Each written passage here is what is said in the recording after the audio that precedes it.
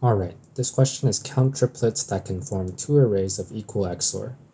So by the end of this video, we're going to come up with a solution that uses two hash maps and requires one pass through our input array. So it's going to be an O of n solution, but we'll see how we can get there.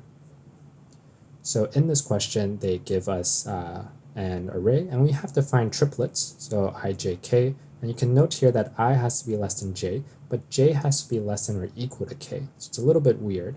And the two arrays that form from this triplet is array A and array B. So array A is going to be from I all the way to j minus 1, so it doesn't include j, and array B will start from j and go all the way including k. Okay, so whenever it's a new question, let's just try with one of these examples and work it out by hand to see if we notice anything. So here is the example. What I've done is I've put our I here, and this is the binary format, and here's the answers that they tell us. In this video, I'm going to assume that you have knowledge of XOR, so here's a very brief refresher. So zeros become 0. If they're different, we give them 1, and if they're 1s, we give them 0. So this is A XOR B, so A XOR B. Okay, so with that, let's see what the solutions are. So they tell us that this triplet is a solution. So with this weird I less than j, j less than or equal to k, this tells us that the index I at 0 is equal to this 1 XOR 2. So whenever I use this orange, that means I'm referring to the index, which means really what I'm writing here is 2 is equal to 3 XOR 1. But it's a lot easier to see the pattern if we just look at the indexes. So when you see orange, it's not the number, it's the index, which points to the actual number. Okay, so in here, what do we have? Here we have 0 XOR 1 is going to be equal to 2. And then here we have 2 is going to be equal to 3 XOR 4. And 2 XOR 3 is going to be equal to 4. So remember how this works is you start on the left side here, and this left goes all the way up to j minus 1. And then the right side goes all the way from j to including k. Okay, so let's do a quick spot check. So for 0 XOR 1 equals 2, it's going to be 2 XOR 3 is going to be equal to 1. So 2 XOR 3, here is the binary.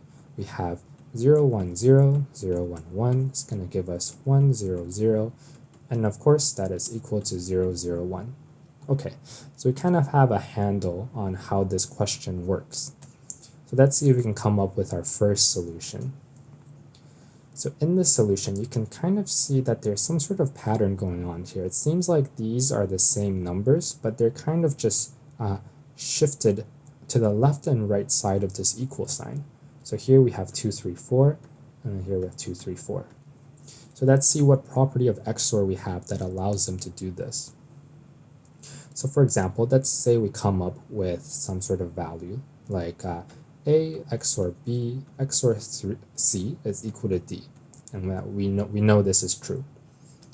Then what we can do is we can also do, we can just XOR C on both sides. So XOR C and also XOR C. So this gives us A XOR B is actually equal to C XOR D. So this comes from the fact that A XOR A is equal to 0, and that 0 XOR any number is just equal to that number. Okay, so we have that, and really we can actually take this another step, and A is equal to B XOR C XOR D. And what we've done here is we've actually created 3 triplets. So let's ignore these calculations. This triplet is A, D, D. This triplet gives us A, C, D. And then this triplet gives us A from B to D. And you can see here there's 3 answers. And that comes from the fact that this has a length of 3. So this subarray has a length of 3. And we're able to create 3 triplets out of it. So here's our first solution. our first solution is we're going to make it n squared. So we'll start from 0, and then we'll start from 0, read the array, start from 1, read the array, 2, read the array, so that's n squared. And what we want to do every time when we're reading the array is we'll keep track of our running XOR. So we'll start at 0, and then here we have 0, 1, 0. And then as we come here, 0, 1, 0, we'll perform this XOR. So now our running XOR becomes 1, 0, 0. Now when we notice that it's equal to the next element, so here 0, 0, 1, 0, 0, 1, what we have in this case is a case of 2 XOR 3 is equal to 1, which means we can also come up with the solution that 2 is equal to 3 XOR 1. So from here, our total solution plus 2. So here is our total. Now we have 2. Awesome. So we can continue on from here. This gives us 0, 0 gives us 1, 1, 0, 1, 1, 0 gives us 0, 0, 1. So at this point, we haven't actually found these solutions yet. So 1 is equal to 6 XOR 7. So this is 1 is equal to 6 XOR 7. So we haven't found these solutions yet. So how we'll find them is this is starting from I equals 0. So we'll just do a run with I equals 1. So I equals 1 will start with 0, 1, 1, and then 0, 0, 1, 0, 1, 1. That means we get our next number. And then we'll find that this has no solutions either. But then we'll do I equals 2. And then I equals 2 here we start with 0, 0, 1. So 1, 1, 0 with 0, 0, 1 gives us 1, 1, 1. And you can see that the next value here is 1, 1, 1 and 1, 1, 1. So again, we have that 1 XOR 6 is equal to 7. So we also get the solution that 1 is equal to 6 XOR 7. So that's another plus 2. So we do 2 plus 2 here equal to 4. And then when we do our I equals 3, we'll find that nothing matches. And then we'll exit our program with a total of 4. So this is n squared, but let's just code this out, make sure it works, and then see where we can optimize this with a little bit of dynamic programming. Okay, so this is the end goal that we'll reach eventually, but for now, let's do a n squared solution. So we will have our total, and then we will loop through for int I equals 0, I less than r dot length. We can actually do -1 here because we know that a triplet must include at least 2 numbers in our array. And then from here we will have our int, our running XOR is going to be equal to r at I. And then now we're going to read the j. So j is equal to I plus 1, j is less than the end of the array because j is on the right side, j plus plus. Okay, so if XOR is equal to array at j, this means we've come up to a case like a, b, the XOR of, so a XOR b is equal to c. So that means at this point, our total will be plus equal to the length of our subarray. So this is going to be the length. So what's the length? The length is going to be equal to the length of our subarray. So our subarray length will be j minus I. So for example, let's say we have the fact that b XOR c is equal to d, and we want to get that our length is equal to 2. What we have here is d will have a length of 4, so this is j equals to 4. So actually, we'll just write a, b, c, d. So this is 0, 1, 2, 3. Oh, my mistake. So j is length of 3. And then I, because we started at b, right? So this is the index of I, which is the first one. This is going to be 1. So the difference between 3 and 1 is going to give us this prefix, or this subarray length. So total plus equals j minus I. Very nice. Okay, so now at the end we can return our total. So let's give this a go. Make sure that it works the way that we think it does. Oh, I think I might have, oh, right. So it's a running XOR, so we want to make sure that we update our XOR with the newest value at the end. Okay, let's give this a go again. Cool, so at this point we already have our first solution. It's an O of n squared solution. Alright, so the next solution, how can we make this even better? What we want to do here is we want to figure out, in the first pass, so at the I equals 0, can we somehow figure out the answers of the fact that 1 XOR 6 is equal to 7? Can we figure this fact out somehow? And the way that we're going to do that is, let's say we're here, 2 XOR 3 XOR 1 XOR 6, and we're about to read 7. And we want to know if something like this holds. All we have to do is create a key. So our key is going to be equal to 2 XOR 3 XOR 1 XOR 6 XOR 7. And let's see what this key simplifies into. So suppose that this statement is true. So 1 XOR 6 x is equal to 7. Then that means we have 7 XOR 7, which means this is just canceled out, which means our key just becomes 2 XOR 3. So what we'll have is we'll have a map that goes from the key to a list of length. Right.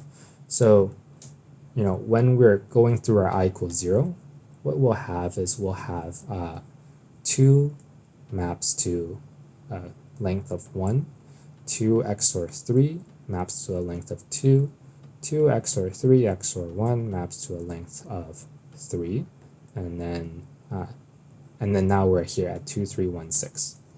So all we have to do is we ask our map, have we seen 2 XOR 3 before? And the map returns yes, with a length of 2. So that means at this point, what we have is we have this 2, 3, 1, 6, which has a length of 4. And we know that there is a prefix here, or a subarray here with a length of 2, such that we get this solution being true, such that we get that here is our 1 XOR 6 with a length of 2, that was going to be equal to the next value here, which is 7. So from here, we can do a simple 4 minus 2, which gives us this length of 2, and then our answer, our total, we can increment it by 2. So this is going to be the XOR trick that we'll use to figure out our prefix, to see if there's a subarray hidden while we're just doing a one pass at I equals 0. Now the thing here that we have to watch out for is that this cannot be just a single integer. This has to be a list at this point, because we can have something like, let's say 2, 3, 0.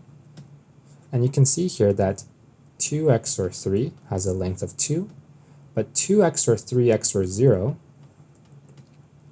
goes into the same bucket as 2 XOR 3. These two are equivalent. So really this is going to be a list of, we've seen it with a length of 2, and we've seen it with a length of 3. So that will give us the different subarrays that we'll need for our solution. Okay, so let's make the modifications here. So this is version 2. We'll have 3 versions. We're very close. So here's the integer, and now we have a list of integers. This will be our length map. I'll just call it a map, new hash map.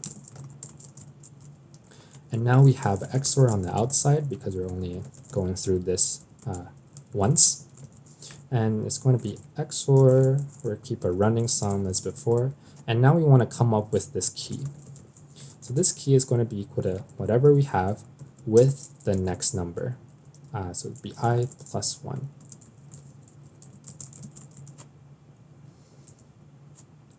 Now all we have to do is we just need to check.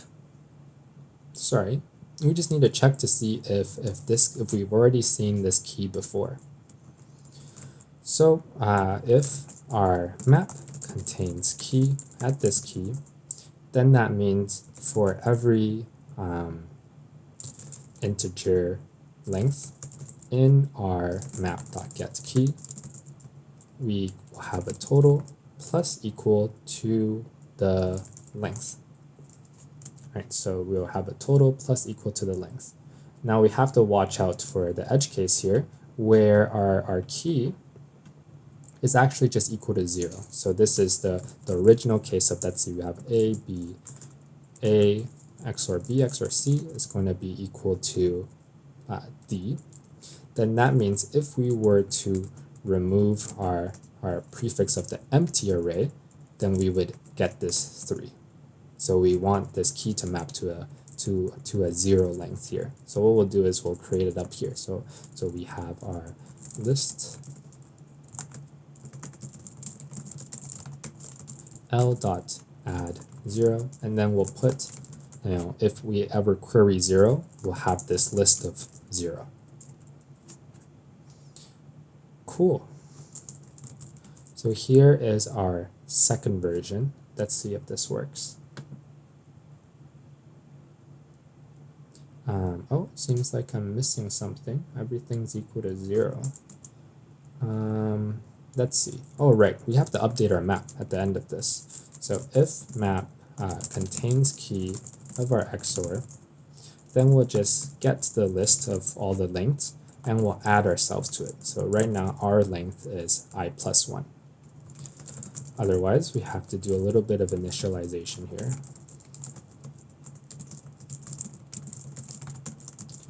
List.add I plus 1, and then map.put for our XOR, our new list.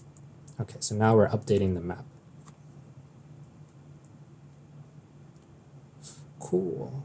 Oh, wait, not cool. Something is happening here. XOR add y plus 1, map.put. Let's see. Oh, right. So it's going to be equal to I plus 1 minus length. So remember, this is the real subarray is whatever we have subtracted by the prefix subarray. Okay, so that's what we have. Great. And now we're going to do the last step. Because at this point, even though we've converted to a list integer, because of this double for loop here, there is still an edge case where this will become an n squared. We just add it to the same, it always is the same XOR. So for example, an array of zeros, then this will become n squared. Okay, so the last one is we'll just do a little bit of arithmetic.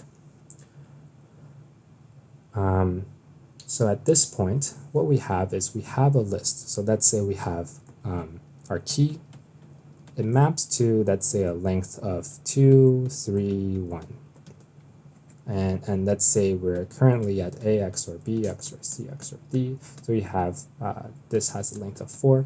And then what we're doing here is we are going 4 minus 2 plus 4 minus 3 plus 4 minus 1 for our answers. We're going through each list. So it's this right here, I plus 1 minus length. So what this is also the same as 3 times 4 minus 2 plus 3 plus 1. Right? So there's 3 4s here. So if we pull them out to the side, and then we have 2, 3, 4, or 2, 3, 1, all subtracted, so we can do this. So this what is this? This is the length of the array here, right? This is our array dot length, or our key array dot length, and this is the sum of said array. So what we can do is instead we can turn this into 2 hash maps and avoid this loop. So this will just be a frequency map of our key. So this will be key map to how many times have we seen a prefix subarray with this sum, so 3 times. And this will be the actual sum of that array. Okay, so this will just be a length sum hash map. So this will come to our last and final solution of hash map, integer, and this will be a frequency map. And then we also have another hash map of integer to integer here, and this will be our sum map. Okay, and let's initialize it. So map.put, we've seen 0 one time. So we've seen the empty array once. And we'll put it in here as well. The empty array has a sum of 0. Okay, so those are the two edge cases. We still have our totals, still have our XOR. And then here, what we'll have is if our frequency map contains this key, then all we have to do is total is going to be plus equal to I plus 1. So here is I plus 1, 4, times the count. So this is going to be count dot frequency map dot get this key multiplied by I plus 1 minus the sum. So this will be the sum map dot get the same key. So this calculates the same loop that we were doing before, but in a single step. Okay, so at the end here, we'll update our hash map like before. So we will do frequency map dot put at this XOR map dot frequency map get our key. We're defaulted to 0, and then we plus 1 to it. Not our key actually, the XOR. And then here, the same thing for our sum map. We'll put for XOR sum map dot get or default XOR default will be a 0, and then we'll plus it the sum of the length. So this length is I plus 1. Okay, let's give this another go. Cannot find symbol of map. So this is a frequency map, and this is a sum map. All right, and that's the end.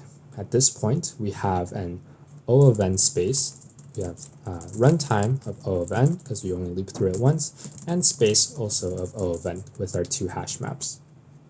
Okay, that's it for this question, and I'll see you on the next one.